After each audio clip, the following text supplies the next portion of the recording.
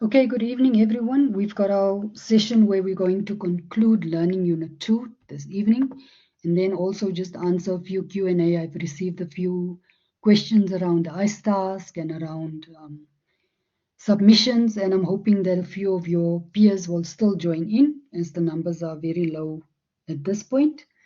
But before I dive into the discussions, I just want to check in with you. How are you doing on the chat? Are you doing well? How are your other modules going? How are you progressing? And do you have any questions perhaps on the chat that you want to ask me before we start this evening's session?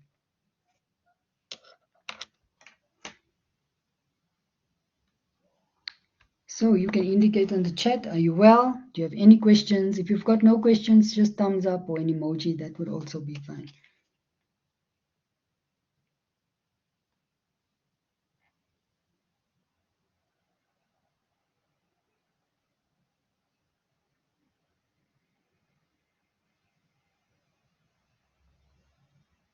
Okay, thanks, Sia. I think Sia has left. There's a few more students now. So just checking in, how are you doing? You can just put an emoji, or if you've got any administrative related questions that you want to ask, I'm going to allow for them to be asked at the beginning so that we can just check if we give our peers more time to join in.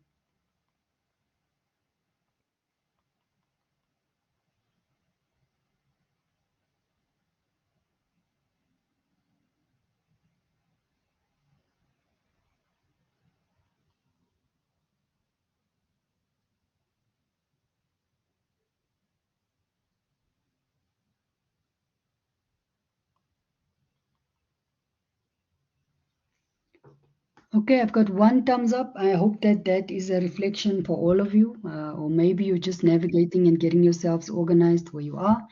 Some of you might still be traveling home and in spaces where it's quite busy, so I understand. I'm going to take the two thumbs up that I have as an indication that you are well. Okay, so this evening I just wanted to touch base. There was a referencing workshop that you had to attend last week, and that covered referencing.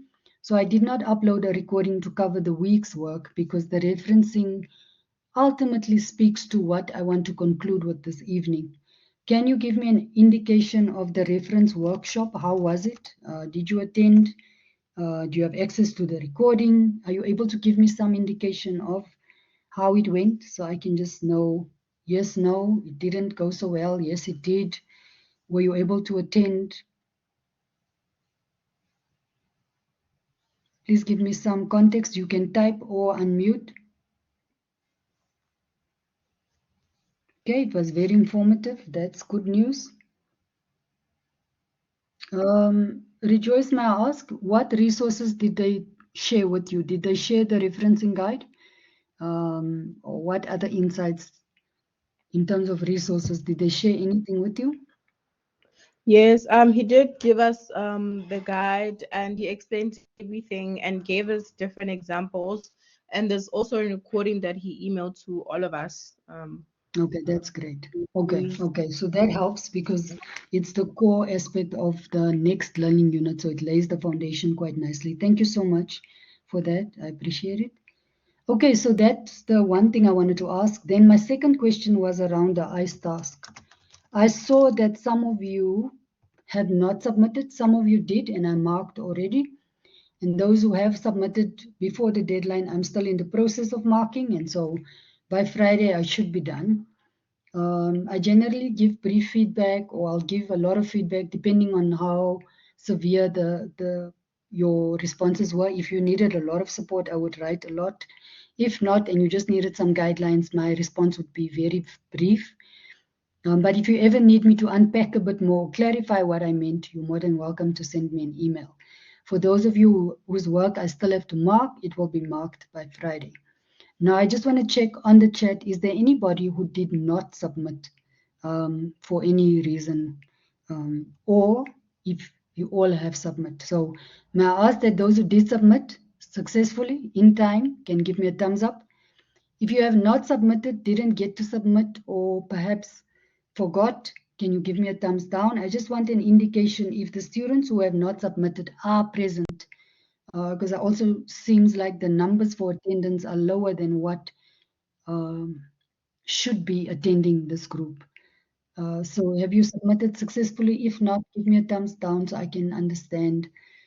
Um, life happens, so I do know that sometimes you didn't get to it, or and we can discuss what the possible way forward would be.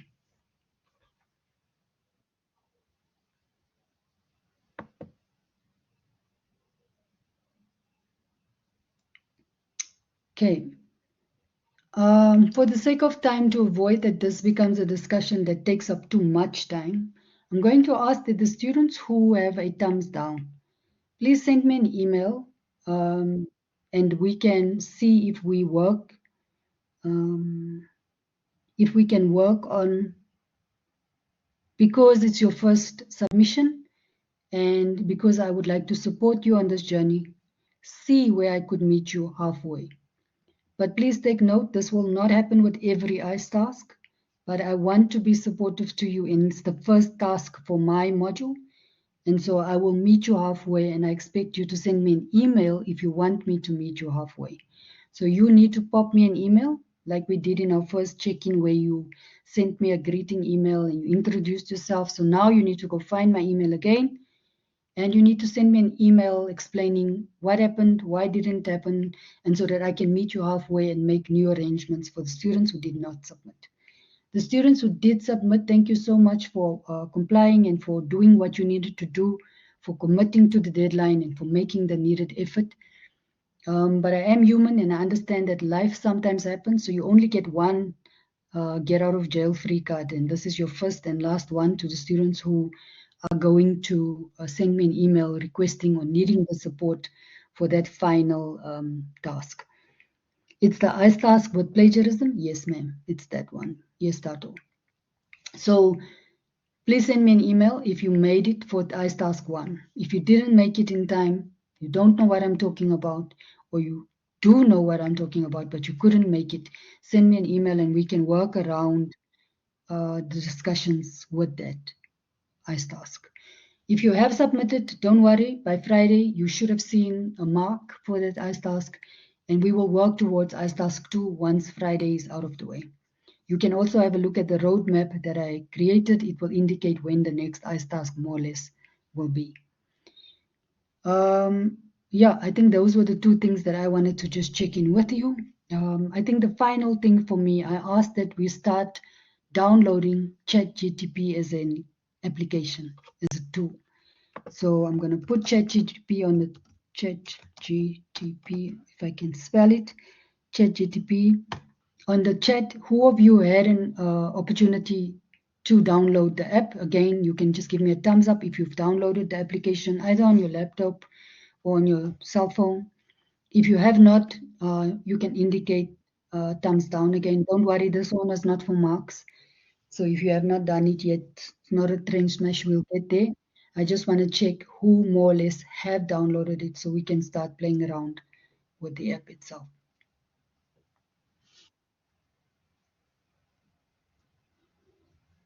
Okay. Okay. So last week, we touched on a few things around your transition from high school or from where you were last year to where you are now. And we started to speak about the roles and responsibilities and best practices of being in higher education. So we touched on a few things, the purpose, what does academic mean, the shift guidelines, what does an ethical student mean, and I'm going to touch on a few of it again, but if you've missed it, please listen to the recording, and I will share the link to my YouTube channel. So if you've missed anything, you can go to the channel and just browse through the learning unit that you need and catch up again. Okay, so just for clarity, we are busy with Learning Unit 2 and we're going to consolidate or conclude what Learning Unit 2 is about. If you've missed it and this is your first session with us, we talked about the transition from school back to higher education and where you currently are. Some of you were not necessarily in school last year, you were already working or doing a different course. And some of you, you're fresh out of high school, this is your shift into higher education. And so there's a mix of students on this particular course. And the idea is that irrespective of what your background is, that you would come into this space starting to think about how you need to shift and position yourself to make the best of this journey and to get the best marks for this particular module. And we also established last week that the foundation of this module will feed into all the other modules that you will get, and your academic journey is influenced by what we cover in this module. But what you also would see is that some of your lecturers are going to repeat things that I speak of in this module.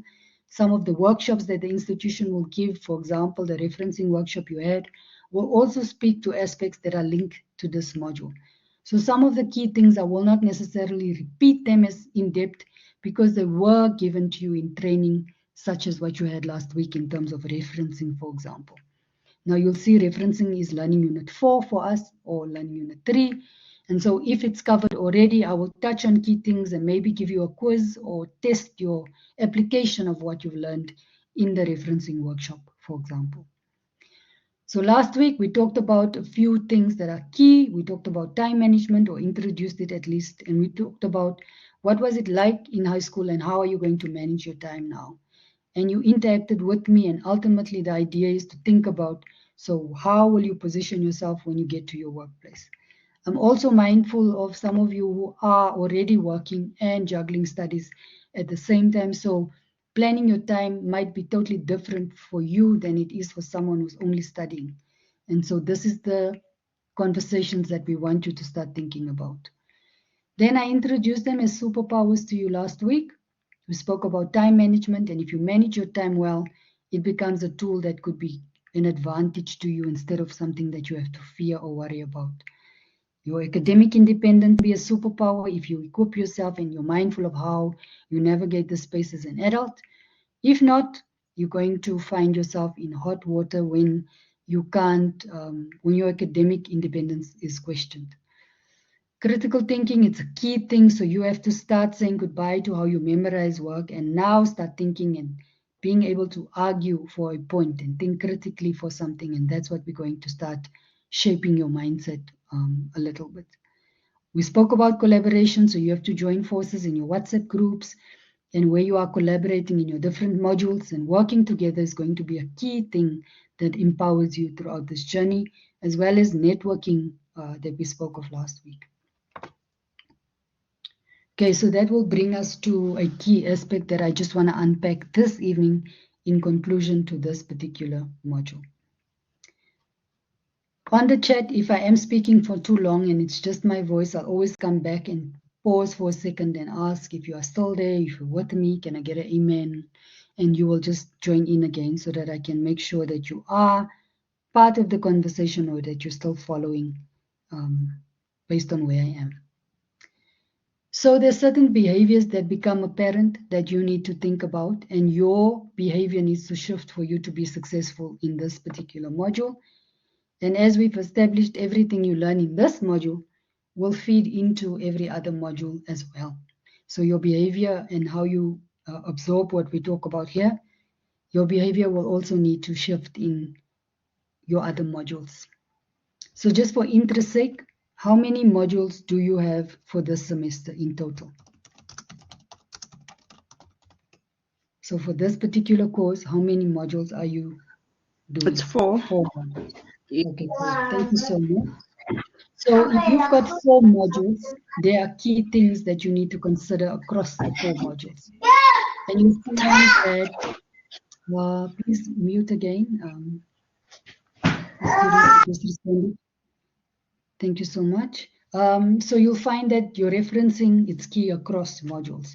Your time management, it's key across modules. So nothing is in isolation built from this particular module. So what I'm supposed to do, or this module is supposed to do, it's supposed to give you a foundation to work from or a basis to work from. So sometimes if you have general questions that are not necessarily related to a specific module, but it's a general key question about how to structure your work, that's going to be where you contact me in particular for a general question.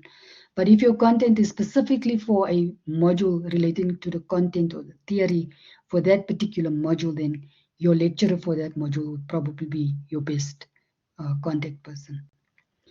So if you can recall, last week we spoke about how you can be a successful student and how you're going to make mistakes, how you need to keep going, how you need to navigate this space. So I'm not going to cover those slides again. I'm going to now move to where we stopped last week. But based on my foundation or background that I'm laying, more or less you should have an idea as to what you need to do to shift and be a successful student this year. I'm going to pause and ask you on the chat, in terms of being a successful student and what we covered last week, do you more or less have an idea what I was talking about and what you need to start doing to navigate the space successfully?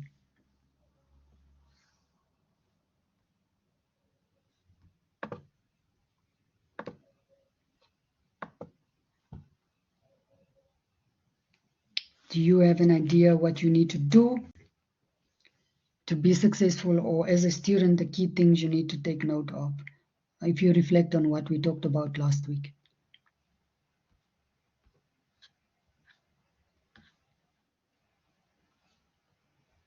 Okay, thank you so much. So if you're still unsure after tonight when I conclude this learning unit, please don't hesitate to reach out. You can ask me on email, say, please clarify this particular point. I'm not too sure. But ideally, my support would come when you've listened to the recording or when you've engaged or attended the lecture. If you do send me an email and you haven't attended and you don't know or didn't listen to the recording, then my first inclination would always be to send you back to the recording and say, first catch up with the work, do a bit of reading, then ask me for clarity. So if you are a bit stuck, you don't necessarily know what I'm talking about, then my advice would be to listen to last week's recording so that you can catch up to where we are. Okay, so I'm going to move on to where we left off by discussing being an ethical student. Now, being an ethical student had three words embedded in it that I just want to make sure you all understand. So I'm going to ask you on the chat based on what you understood last week. And if you do remember, I'm going to give you a virtual high five. Let's start with what collusion means. So three words were introduced last week. One of them was collusion, and I've put it on the chat if you don't know, or if my pronunciation for the word is a bit vague. What does it mean if I speak about collusion? What am I talking about? What does it mean if you've colluded with someone else?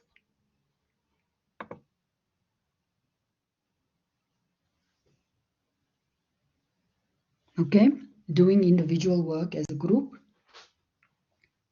Could be working with others, yes. Anybody want to add? What does collusion mean?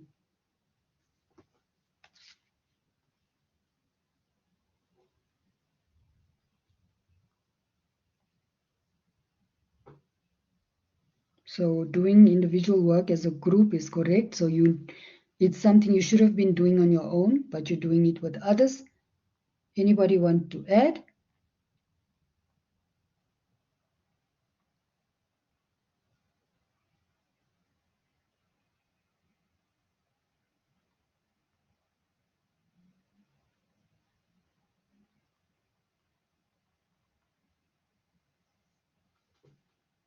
Okay, only one person wants a virtual high five.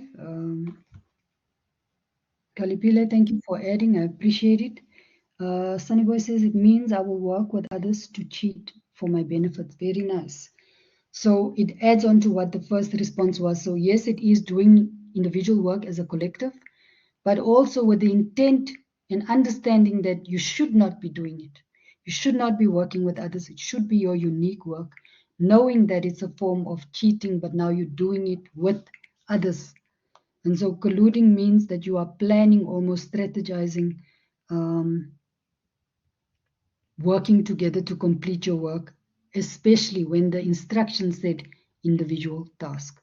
So Cheating, on the other hand, is going to mean that you took someone else's work. Colluding means that you're working with others to actually break that rule. So there's a difference between cheating and colluding. Colluding means that you are working alongside others, almost planning to do it. Cheating means individually, but sometimes you can also cheat by working with others. So there's a fine line between understanding that cheating is taking someone else's work, colluding is doing it with someone else knowingly. And please take note that these are things that you want to avoid. We're not teaching you about it so that you can familiarize yourself with it, but ideally to be aware of it. Now, there are silly mistakes that students make that sometimes get caught in between colluding and cheating. Maybe you borrowed your laptop to your friend and then it comes across as colluding. You didn't necessarily share your work, but they found your work. Sometimes you are oblivious, you're just sharing it, and your friend asked you a question, you're sharing the insights, and before you know it, your friend took exactly what you said and added it in their own work. And so now it seems like you've colluded, you've worked together. And it might not always be the case, but you need to avoid sharing your work, especially when assessments, when it's going to count towards your marks. Avoid being in that situation where someone else has access to your work. So it's premeditated cheating with others, definitely. Definitely. It's that mindful cheating. It's knowing that now me and my friend, we're discussing how we're going to collude, how we're going to plan. And sometimes it's not even planning with your friend.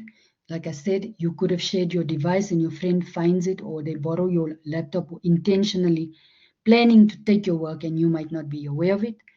But in this day and age, it's very difficult to prove that you didn't know of it if it's from your device or from your phone, or if you told them about your work. It's very difficult to prove that you are innocent in that case. And so they put it as colluding with someone. So again, avoid colluding.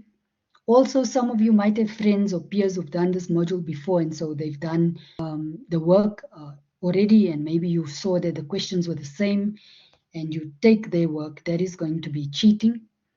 And if that student is still registered in the institution, it could be considered as colluding.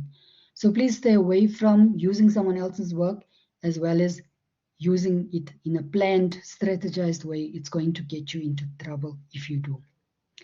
The last one, and I'm sure it was discussed in your plagiarism workshop last week, or intellectual integrity referencing workshop. It's a word that commonly comes up in academics. It's plagiarism. And if any of you want to give it a shot, so you can receive a virtual high five, what does plagiarism mean in your own simple terms, in layman's terms, in your understanding? On the chat, please tell me your views of what plagiarism means.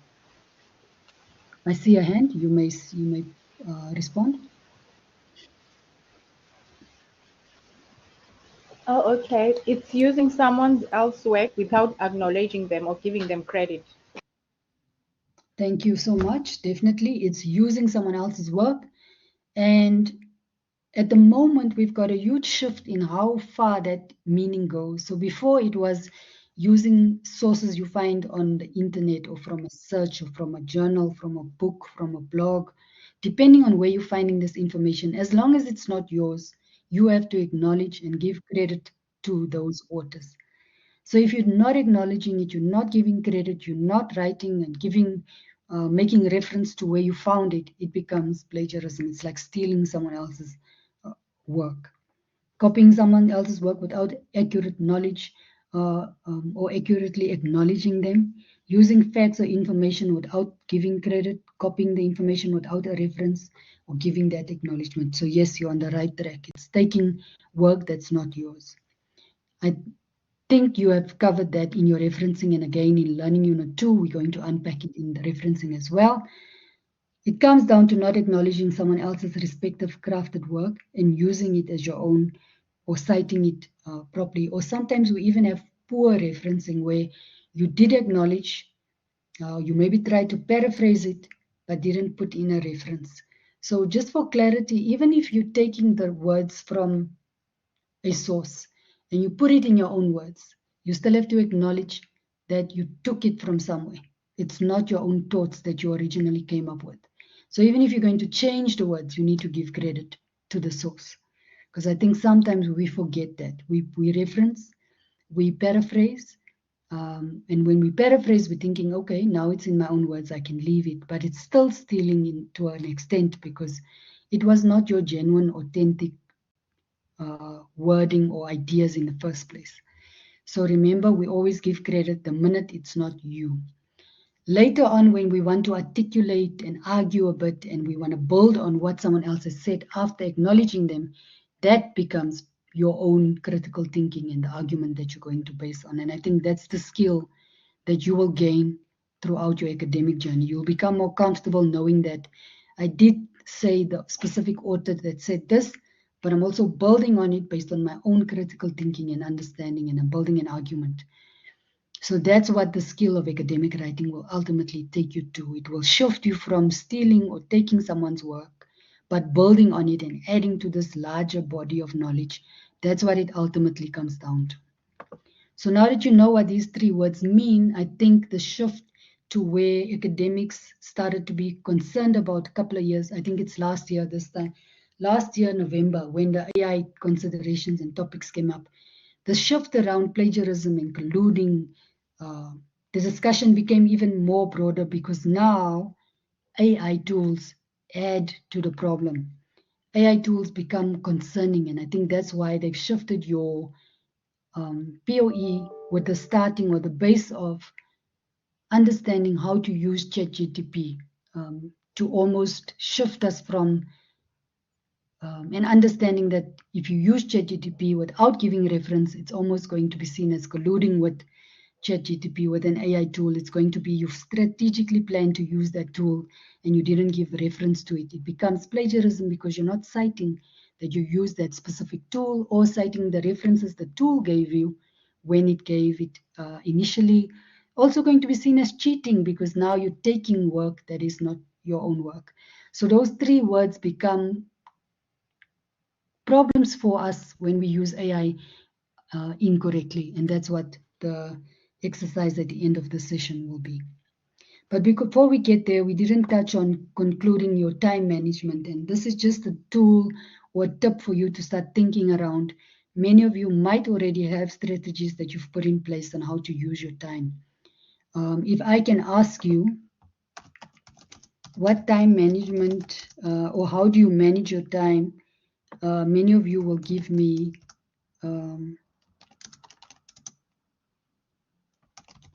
let me just put it on the chat. So how do you consider time management or how do you manage your time?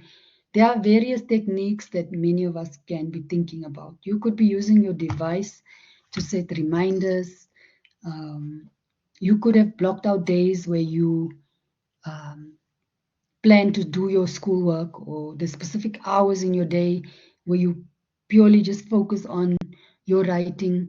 There could be many ways that you are navigating this space. For some of us who work and study, it's even more tricky because now you've got to manage your day, your hours during the day. Maybe you're working at 8 to 5, and then you need to start thinking about, okay, what time do I have available after I've seen to the family or my kids or my responsibilities? For those of us who've got a side hustle or other incomes, or you're just working voluntary at some institution or organization, it takes up time and you need to find how do you navigate your time. So a key question that many students should ask early on in their academic journey is time management. How do I consider my time? So there's a technique that's on the slide at the moment where it's a Pomodoro technique that is quite famous for allowing us to stay focused and mentally refreshed. So it's a tool that helps us think around how to navigate. But like I've said, there's brilliant and many tools, different tools that you could use. My phone limits screen time during work hours, and I use Clockify to time my tasks. Very nice. So on the chat, if you do find while I'm discussing, just to share how do you navigate or manage your time so that we could know. There's various applications you could use. There's programs you could use. There's maybe techniques from school that you're still leaning on. Maybe you've got techniques from YouTube or the websites of how to manage your time as a higher education student. And if there are tools that you want to share or just touch base on the chat, I would appreciate that. But if you don't have a cool tool that you're using, or you don't have any structure yet, this Pomodoro technique might help you. So it's a technique that has 5 steps to it. Step 1, it asks that you pick a task and you home in or focus on one particular task. And it asks that you then set a timer for 25 minutes on that particular task. Then you work on the task until your time is up. So you don't have more than 25 minutes. The timer will go up or will show you that your time is up. And then you'll take a 5-minute break so that you step away from the screen and get a cup of coffee, smoke break, toilet break, bathroom break, quick phone call to something else or someone else to step away from that particular task. And then you come back in again and refresh and then set your focus on the next task. They say that every 4 Pomodoros takes a longer 15 to 30-minute break. So you've started with 5 minutes and then you'll shift to take a break, come back, 10 minutes for the next task, take a break, set 15 minutes for the next task, ultimately until you've got a 15 to 30-minute break in between the various tasks that you are doing. So just for clarity, you might have 4 different modules. Every module will give you a specific activity, ICE task, planning that you need to do, and then you will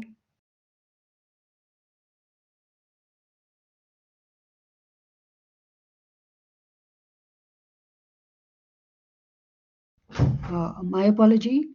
So you will set for each of your various modules a timer and a planning in terms of the task and work for 25 minutes, then take a break so that your mind stays refreshed and that you're mentally not exhausting yourself with a particular activity that you need to do. It then asks if you come back after 5 minutes, start a different task, and maybe now set a longer break after the next 25 minutes that you're setting. I'm going to ask on the chat for this Pomodoro task, for those of you who are not using time management tools, does this sound like something you would want to try out? If not, are you using something similar or something different that you could help align with in terms of time management? I like the Clockify one that was mentioned, Kalipile. I'm going to try that one as well. Thank you for sharing on the chat. Anybody else on the chat before I move on? Are there tools that you are using that help you manage your time? Yes or no? And if any, please indicate which ones.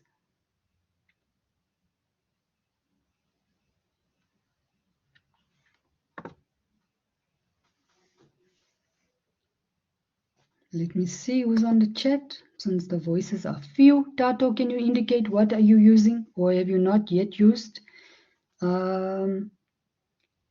Rejoice, which tools are you using? Or are you going to start? Are you going to give the Pomodoro technique a chance?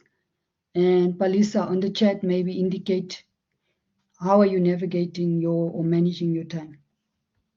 Let me know how are you navigating this space. Then for the sake of time, while the students respond, possibly on the chat, hopefully, there's also internet safety that you need to consider. Now, internet safety, we all know, or at this point, hoping that you are aware of cyberbullying and that there are safety measures that we need to consider when navigating on the internet, especially on your social media, on the type of websites that you're searching on. There are various fake news that we need to be aware of, and so there's a safety aspect on the internet that we need to start being mindful of. So you have to set up security configurations on your social media. You have to publish minimum information on your social networks. Don't tell everybody where you are traveling to and where you are at a specific time. I know sometimes it's cool to say where you've been, but we've seen in many cases where it's not a good idea to always share every single detail of your personal life. And so safety internet features that we needed to touch on tonight was just merely to remind you to be safe on the platforms. Select one proven online trading platform. Don't expose yourself to too many platforms. Make sure that you use web pages that visit or that start with HTTP at the beginning. You need to also install additional protection against unauthorized logging into your account. So there's security measures that you need to start thinking about. Disable collecting cookies by web pages. So sometimes they'll say, do you accept these cookies? Do you accept? And sometimes we just click yes for the sake of accessing a website. Perhaps limit those websites and be mindful of reading before we accept any conditions or terms and conditions for accessing information. Do not use public Wi-Fi hotspots, especially now that you're going to work on your assignments in public. Try to be mindful of secured spaces. So work purely on the institution's Wi-Fi to safeguard your work or to avoid having viruses that enter your devices or are downloaded. These are just security and safety measures that you need to start being mindful of. We could have a longer discussion around why, and maybe you could even share your stories about how you only learned later on why it's necessary. But try to be anonymous on networks. Try to take care of um, your passwords, about your logins, about your identity.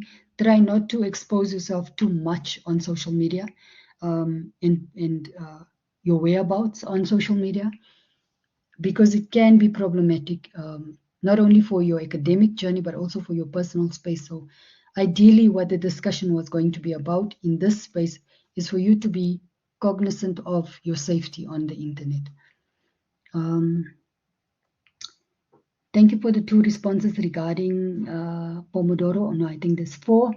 You've been using a timer on your phone. You're going to try Clockify. You will give Pomodoro a chance.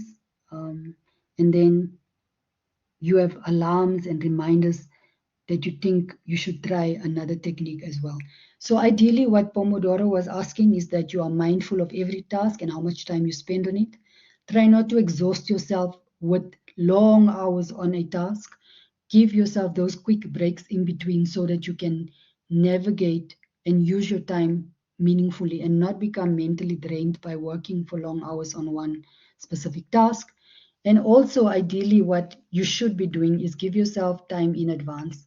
If you know an ice task is due, don't wait for the night before so that you can crash and burn, or you can burn out and feel anxious and then submit work that's not of quality. Pace yourself, and that's what the Pomodoro will ask you to do. It's saying, think about the task, set dates, and work towards a deadline. Don't be caught off guard by your deadlines. The safety aspect is just a general conversation for us to have, since we are working and this is a digital literacy kind of conversation. So think about your safety and be mindful of being safe online. So now that we know that we need to be safe and we need to set tasks, there's a self-management activity that I would like for you to consider. And this is for you to develop your own weekly schedule. Now, some of us are working and studying, so our schedule will look slightly different than other planning. Some of us are only studying, and so our schedule for the week might look different. But depending on what your life demands are, you need to think about how will you plot your schedule for your classes, how will you block out time for your studies, and how will you socialize and still have time to also breathe and relax. So think about your schedule for a week, and then think about the time that you need to set. Think about the Pomodoro that plots 25 minutes per task, and also then put dates for each week so that you are mindful of when a specific task will be due. For example, I told you that ICE task 1 will be due on the 15th of March. You needed to plot out a week, 2 weeks before it was due, and then set little reminders to work in 25-minute sessions towards that task. Now, I'd like you to do this weekly schedule with the roadmap in mind for this particular module. When you look at the roadmap, it will give you dates when tasks are due. It will outline when we're covering which learning unit. And then you plot against that roadmap your weekly schedule to give yourself time to read in advance, to maybe listen to a few recordings, to prepare, and then ultimately to be mindful of when what activity is due and to work in small bites towards that particular task. I'm going to pause for a second and ask, do you understand what I'm asking you to do in terms of your weekly schedule? Just a thumbs up, yes or no. And so that it helps you to open your eyes and not walk into each week blindly. By the time you open your eyes, it's Friday and you haven't done anything. Then you wait for next week, Monday again. You're asking on the group, what is due? What is due? And then you find yourself, it's Friday again without really having worked through this module calmly and paced yourself. So there are students who are saying yes. So my advice, do take this as a self-management activity. So this is not for marks. I'm not going to check if you've done it. All you need to do is start taking accountability and autonomy for your own scheduling, for your own learning. And this is a guide to help you get there. It's a guide that will help you lay out your week each Monday or whenever you're sitting on a Friday or Sunday. I don't know when are you preparing for your week. Then you sit and you start planning your Pomodoro techniques. When am I going to work 25 minutes on which task? When am I going to read? When am I going to self-learn? When am I going to prepare for my lectures? And you create one for all your modules, including this particular one.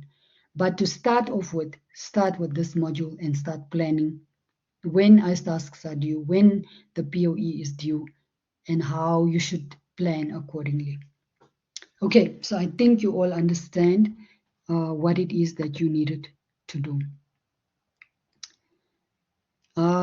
So while I'm waiting for the last slide to come up, we spoke earlier on in the introduction around the ChatGTP app.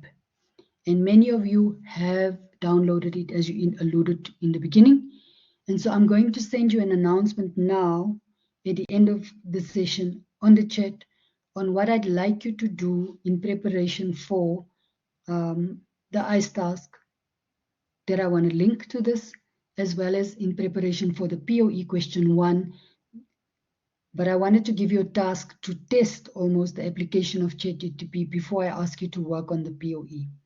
And so what I'm going to do at the moment after this particular session, it is similar to ICE Task 1, where I'm going to ask you to populate, put a question in ChatGPT, see the response it gives you, and then ask how will you go about avoiding plagiarism for that particular task? What do you think you need to do in order for you to avoid collusion with an AI tool, for you to avoid being flagged as cheating, and to avoid plagiarism when using the AI tool? So all that I'm going to do is populate a question. I'm going to give you a week to complete that question. And that question is ultimately, think of it as an entrance ticket for next week's session. So you're going to come to that session with your answer for discussion so that we can all, and I can hear various voices and we can interact on how are we utilizing ChatGPT and AI tools effectively, a bit smarter and in the correct way to avoid being flagged for plagiarism at the end of the session. So that's basically what I'm going to do now. So I'm going to give you an offline activity and you're going to have the whole week to do it. You don't have to stress about doing it tonight. If one of you, once you receive the email, can take the instructions and share on your WhatsApp group, that would be great. But ideally, it's also nice if your peers who missed the session can come and listen to the recording and find the instructions for themselves as well. So after this session, I'm going to now share an instruction on a test. Let's take it as a test question for ChatGPT. You're going to populate it, and then I'm going to ask, so how do we avoid those three things? How do we avoid plagiarism, collusion, and cheating when using AI? And I just want to hear your voice. There's no place to upload it. It's for you to come to the next session with, to discuss, to talk to me, to tell me what are your views, and to consider how you're going to approach the POE. So it's almost like a pre-planning on how you will navigate to make the best of that particular too. Because AI is there, it's out there, it's a reality, it's tools we have at our disposal, but how can we use it smarter and effectively? And that's what we want to do. So I'm going to check in with you based on what I'm saying around ChatGTP. GTP. Are you in understanding of what I'm going to do? Do you have any questions for me?